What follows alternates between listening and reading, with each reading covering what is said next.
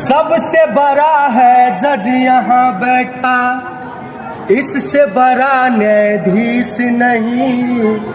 सबका मुकदमा लेता है, लगता नहीं फीस कोई। बाबा वास्तव में ही छिन्नमस्ता माता सबके सुनै छै बाबा, 1 रुपया नहीं लागे छै।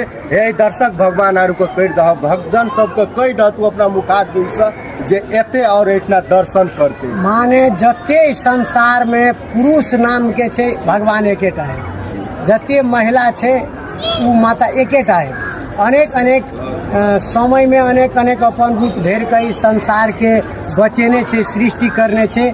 ई अखरी जे देखे छै छिन्नमस्ता भगवती माता के सखरा में मंदिर, ई पूरे विश्व के कल्याण करे छै वह माता। माने जगह जगह जगह जगह पर अपन अपन रूप धेर के मंदिर बनेने छै, सब पूजे छै। मगर संसार के सृष्टि, संसार के रक्षा करे वाला यह माता छी। ई विजयादशमी में भैरव बाबा चले छै माता छिन्नमस्ता भगवती के दर्शन करे हेतु अपने सब हरेक ई वीडियो के लाइक करबे, शेयर करबे, फॉलो करबे, सब्सक्राइब यूट्यूब में डालबे तो सब्सक्राइब करबे। सबके माँ कल्याण करते। माता जी की जय।